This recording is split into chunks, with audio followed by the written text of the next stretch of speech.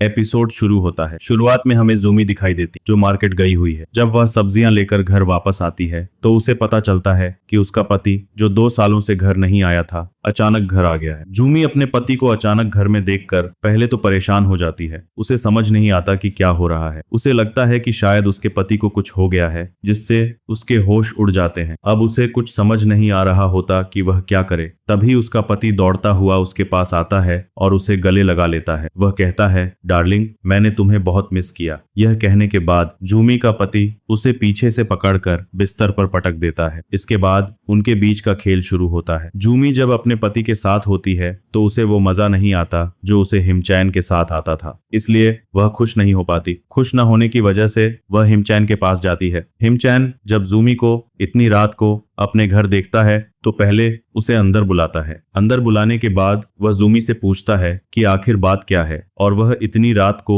उसके घर में क्या कर रही है। इस पर जूमी उसे बताती है कि उसका पति घर वापस आ गया है। यह सुनकर हिमचैन जूमी से कहता है कि अगर उसका पति घर पर वापस आ गया है तो उसे घर पर ही रहना चाहिए और बाहर नहीं निकलना चाहिए। वह कहता है कि अगर उसके पति को पता चल गया कि वह घर से बाहर निकली है तो उसे शक होने लगेगा, इसलिए उसे घर जाना चाहिए। जूमी जवाब देती है कि वह घर पर ही रहती, लेकिन जो बड़ा कांड तुमने कर दिया है उसकी वजह से मुझे यहाँ आना पड़ा। हिमचैन को समझ नहीं आता कि उसने ऐसा क्या कर दिया जिसकी वजह से जूमी को उसके घर आना पड़ा। फिर जूमी उसे दिखाती है कि हिमचैन ने क्या किया था। दरअसल जब वे लोग ट्रिप पर गए थे तब हिमचैन ने जूमी की पीठ पर हिमचैन का माल लिख दिया था। जूमी का पति यह देखने ही वाला होता है, लेकिन तभी जूमी को पता चल जाता है और वह अपने पति को देखने नहीं देती। अगर उसके पति ने देख लिया होता तो वह उसे घर से निकाल देता। इसके बाद जूमी रोने लगती है। जब हिमचैन जूमी को रोते हुए देखता है तो वह उसके पास आता है, उसे कसकर पकड़ता है और कहता है, अगर तुम्हारा पति तुम्हें घर से निकाल देता है तो तुम मेरे पास आ जाना, मैं तुम्हें रखूंगा, मैं तुम्हें बहुत प्यार दूंगा। इसके बाद हिमचैन जूमी को अपने पैसे दिखाता है। वह जूमी पर पैसे उड़ाते हुए कहता है कि वह बहुत अमीर हो गया है और अब वह किसी को भी अपने पास रख सकता है। इतने सारे पैसे देखकर जूमी हिमचैन के प्यार में पागल हो जाती है। वह अपने पति के बारे में भूल जाती है और यह भी भूल जाती है कि उसका पति घर वापस आ गया है। पति को भूलने के बाद वह हिमचैन के साथ उसके बिस्तर पर चली जाती है।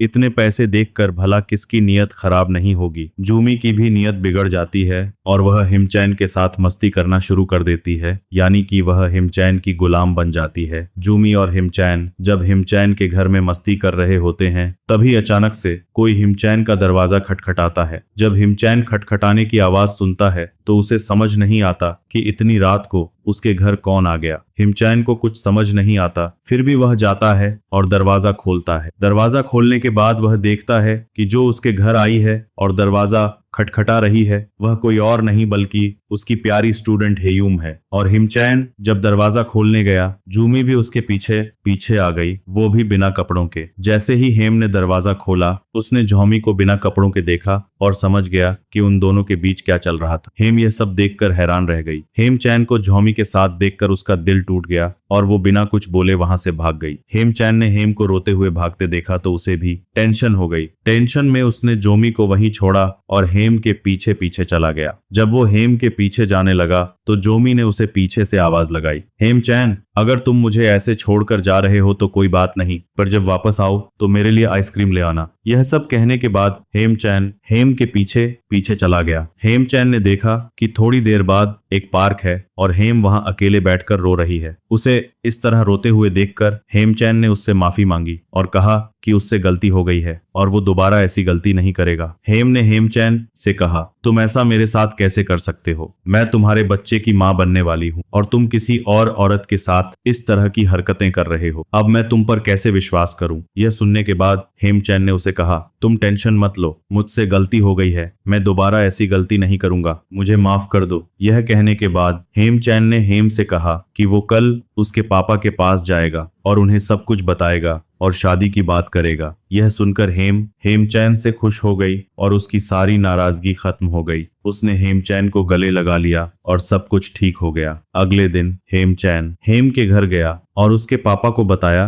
कि उसने उनकी बेटी को प्रेग्नेंट कर दिया है और वो उससे निकाह करना चाहता है। यह सुनकर हेम के अब्बा को समझ नहीं आया कि क्या हो रहा है और यह उसके मास्टर वन ने क्या कांड कर लिया। उन्हें कुछ समझ नहीं आ रहा था, जिस वजह से वो हेमचैन के ऊपर केस करने को तैयार हो गए। लेकिन उसकी बिटिया उसे मना लेती है। आखिर बेटी के आगे पापा क्या ही कर सकते हैं। बेटी इतनी जिद करती है कि पापा कुछ कह नहीं पाते। वो मान जाते हैं और हेम से शादी के लिए राजी हो जाते हैं। अब लौंडा भी राजी, लौंडी भी राजी, उसके अब्बा जी भी राजी, अम्मी जी भी राजी, तो फिर देर किस बात। अगले ही दिन हमें हिमचैन और हेम की शादी दिखाई जाती है। जी हाँ दोस्तों, आप सही सुन रहे हैं। उसी दिन हिमचैन और हेम के रिसेप्शन के बाद उनकी शादी हो जाती है। अब वो ऑफिशियली पति पत्नी बन चुके हैं। हिमचैन का इरादा तो फौरन शादी करने का नहीं था, पर हेम प्रेग्नेंट हो गई। इस वजह से उसके पास कोई चारा नहीं बचा और उसने हेम से शादी कर ली। लेकिन उसे इस बात का कोई पछतावा नहीं है, बल्कि वो इस शादी से बहुत खुश है। एक तो उसकी प्यारी बीवी हेम बहुत खूबसूरत है, ऊपर से उसका फैमिली बैकग्राउंड भी जबरदस्त है, मतलब उसके पापा बहुत अमीर हैं। कुछ महीने बाद हिमचैन और हेम एक ही अपार्टमेंट में रह रहे हैं। चूंकि हेम शादी से पहले प्रेग्नेंट थी, इसलिए अब उसका पेट काफी बड़ा हो गया है, मतलब हिमचैन का बच्चा कभी भी आ सकता है। इस वजह से हेम कुछ भी काम नहीं करती और सारा काम हिमचैन से करवाती है। पानी पीना हो, खाना खाना हो या पैर दबाना हो, सब हिमचैन से ही करवाती है। इस वजह से हिमचैन बहुत फ्रस्ट्रेटेड हो जाता है और उसे गुस्सा आने लगता है कि उसने इतनी जल्दी और हेम से शादी क्यों कर ली। जब हिमचैन खुद से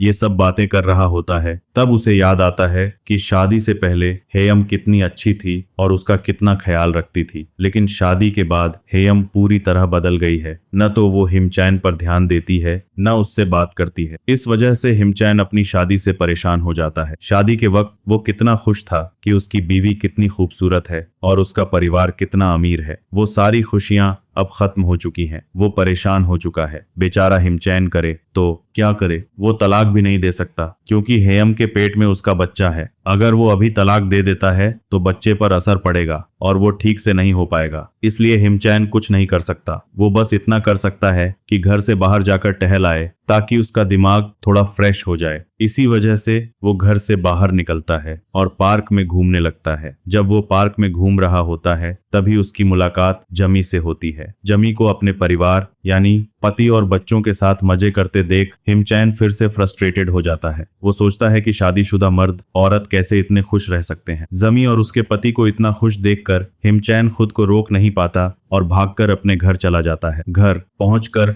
वो देखता है कि उसकी बीवी और उसके अंदर का आदमी जाग जाता है। बाथरूम में खुद को ही, यार ये कैसी हालत आ गई है, शादी के बाद भी ये सब करना पड़ रहा है। हिमचैन के साथ कुछ ऐसा कर ही रहा होता है, तभी उसकी सासू माँ, जो उसकी बचपन की दोस्त भी है, प्यूरी माँ, वहां आ जाती हैं और उसे इस हालत में देख लेती हैं। अब जब वो उसे इस तरह करते हुए देख लेती हैं तो उन्हें खुद शर्म आ जाती है और वो अपना चेहरा छिपा लेती हैं। और जब हिमचैन प्यूरी को देखता है तो उसके होश उड़ जाते हैं। उसका चेहरा लाल पीला हो जाता है। उसे समझ नहीं आता कि क्या करे। तभी प्यूरी उसे कहती है, हिमचैन तुम्हें टेंशन लेने की बिल्कुल जरूरत नहीं है। मुझे पता है जब तुम्हारी वाइफ प्रेग्नेंट है तो वो तुम्हें पास नहीं आने देती होगी, इसीलिए तुम ये सब कर रहे हो, है ना। हिमचैन जब प्यूरी से ये सुनता है तो वो उससे रिक्वेस्ट करता है कि जब तक उसकी वाइफ हेम उससे पूरी तरह ठीक नहीं हो जाती और उसे पास नहीं आने देती, तब तक वो उसकी मदद करे उसकी हवस मिटाने में। जी हाँ दोस्तों,